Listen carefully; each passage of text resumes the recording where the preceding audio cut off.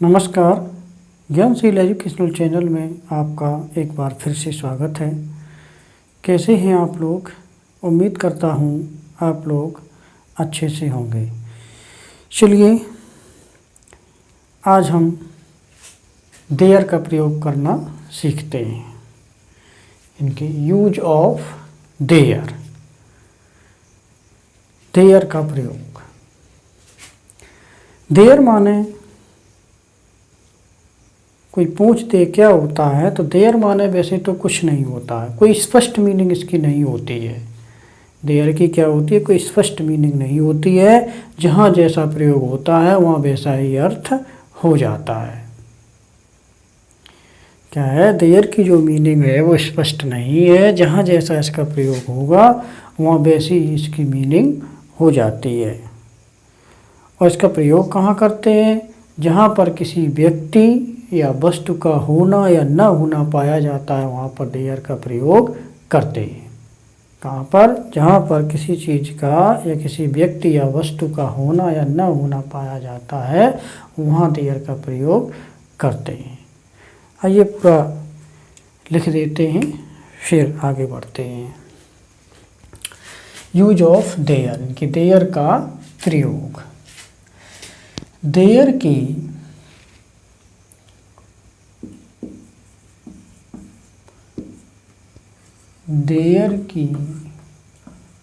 कोई स्पष्ट meaning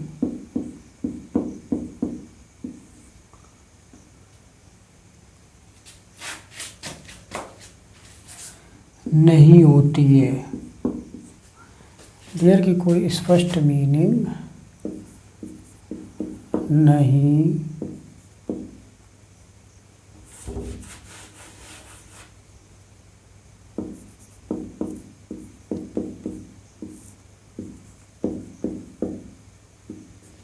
there की कोई स्पष्ट मीनिंग नहीं होती है। यानी कि वैसे देयर माने कुछ नहीं होता है।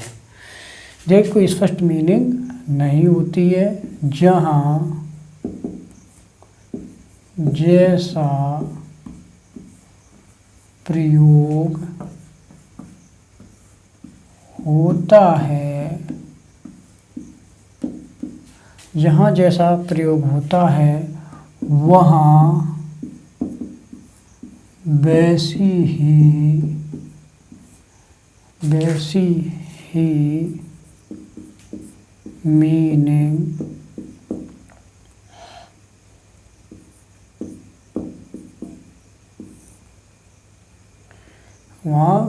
वैसी ही मीनिंग हो जाती है।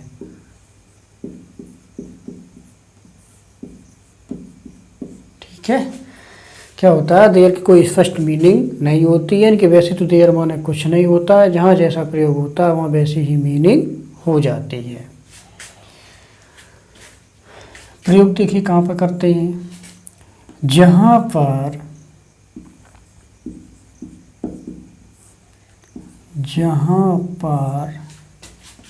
किसी व्यक्ति या वस्तु,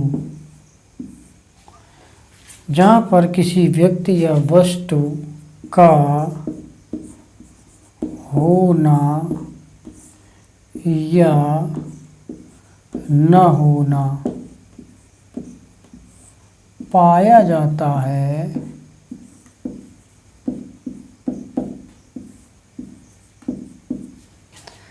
जहाँ पर किसी व्यक्ति या वस्तु का होना या न होना पाया जाता है वहाँ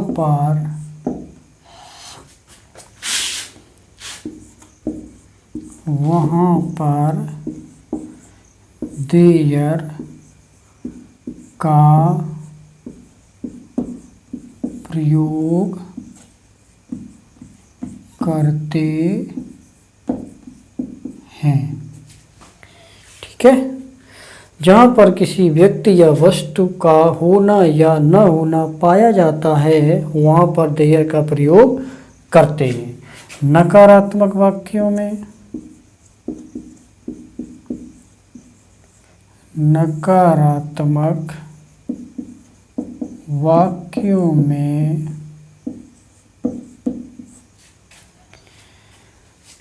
नहीं की अंग्रेजी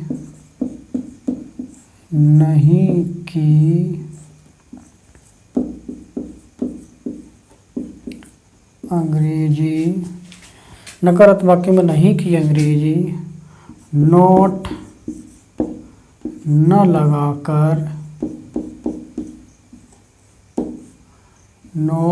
लगाकर केवल नो लगाते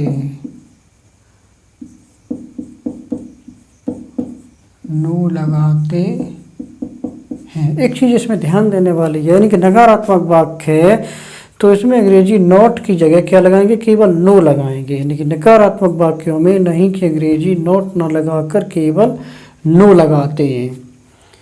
और वैसे जो वाक्य होते हैं उनमें हम नोट लगाते हैं, लेकिन इसमें नोट की अंग्रेजी केवल नो लगाएंगे। यानी कि नकारात्मक वाक्यों में नहीं की अंग्रेजी नोट न लगाकर केवल नो लगाते हैं। क्या लगाते हैं? नो। पूरा समझ लीजिए। यूज ऑफ देयर, देयर का प्रयोग, देयर की कोई स्पष्ट मीनिंग नहीं होती है, जहाँ जैसा प्रयोग होता है वहाँ वैसी ही मीनिंग हो जाती है। जहाँ पर किसी चीज़, किसी व्यक्ति या वस्तु का होना या न होना पाया जाता है वहाँ पर देयर का प्रयोग करते हैं। नकारात्मक वाक्यों में नहीं की अंग्रेजी नॉट न लगाकर केवल नो लगाते हैं। नोट कर लीजिए इसको, फिर उदाहरण समझाते हैं।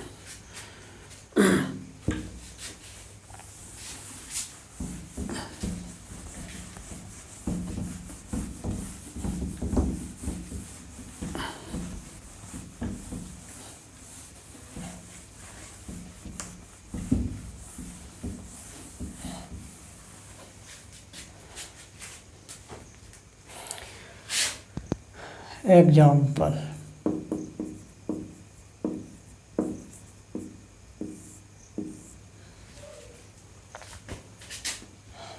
नंबर 1, जैसे हम कहें इस कक्षा में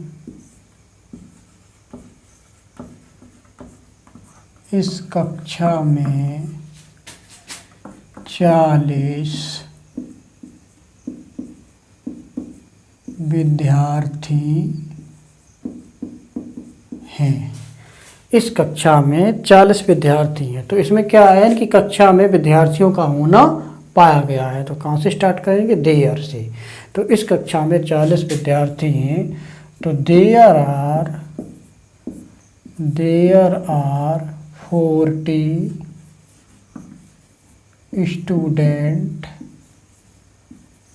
स्टूडेंट्स, ठीक है। There are 40 students in this class, ठीक है। There are 40 students in this class. दूसरा उदाहरण जैसे दें हम, इस कक्षा में 40 विद्यार्थी हैं, तो there are 40 students in this class. जैसे दूसरा उदाहरण है, एक सप्ताह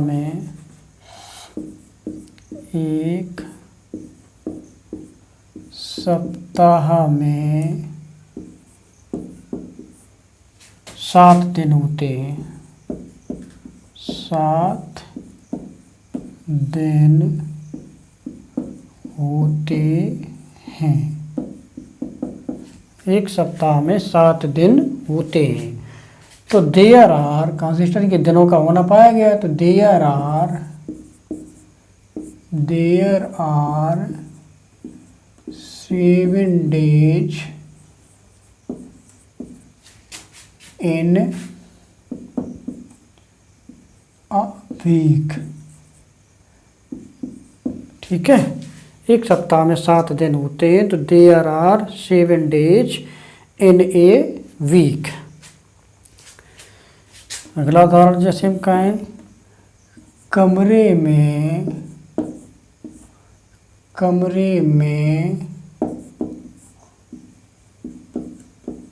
कोई नहीं है, कमरे में कोई नहीं है।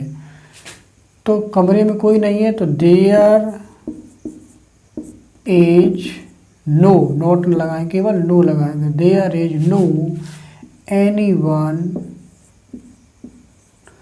There is no anyone in the room, there is no anyone in the room. अगला उदाहरण जैसे समझे, और कमरे में कोई नहीं है तो there is no anyone in the room.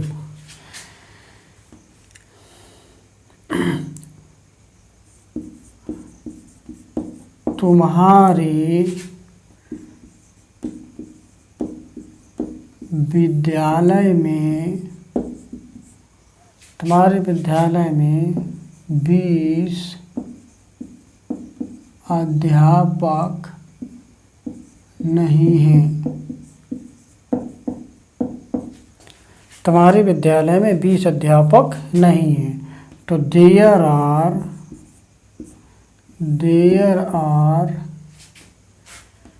No 20 students, 20 teachers. ठीक है, there are no 20 teachers in your schools, in your school. ठीक है, तुम्हारे विद्यालय में 20 अध्यापक नहीं है तो there are no 20 teachers in your school. अगला उदाहरण जैसे बताएं, क्या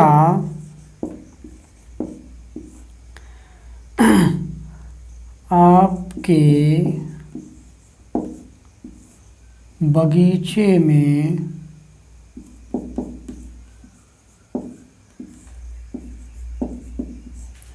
क्या आपके बगीचे में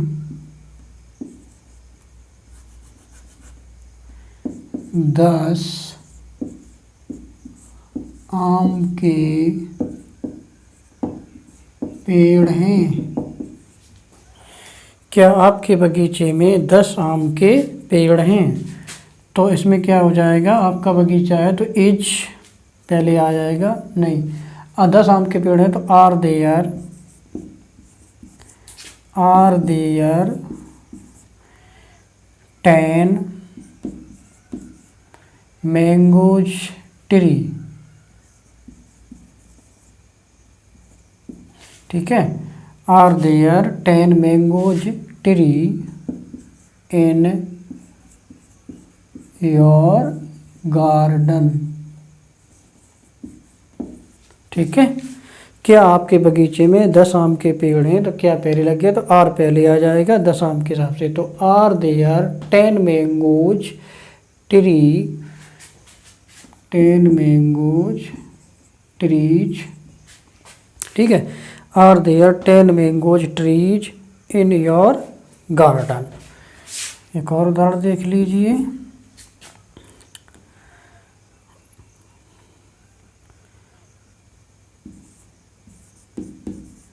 श्याम के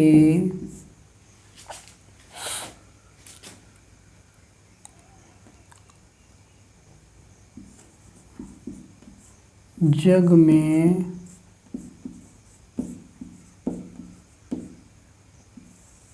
कितना पानी है? श्याम के जग में कितना पानी है? तो इसमें क्या पानी, तो how much is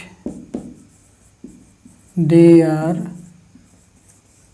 water, how much is there water Shyam's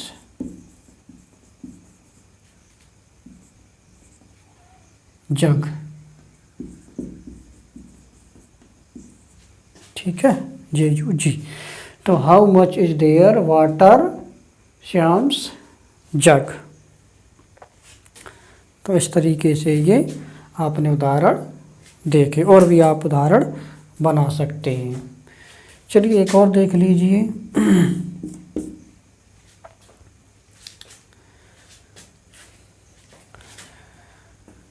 तुम्हारे घर में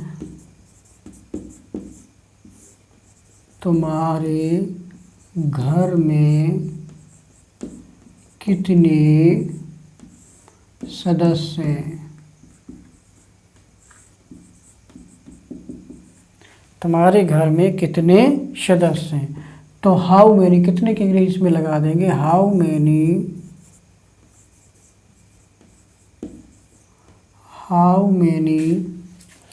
मेंबर्स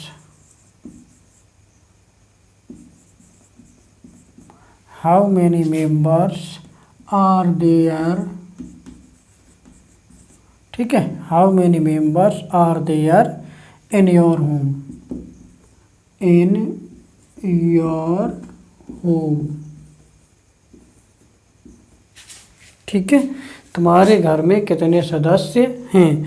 तो how many members are there in your home. तो इस तरीके से हमने 6-7 उदाहरण समझे। यानी कि इस कक्षा में 40 विद्यार्थी हैं, तो there are 40 students in this class. एक सप्ताह में 7 दिन होते हैं, तो there are 7 days in a week.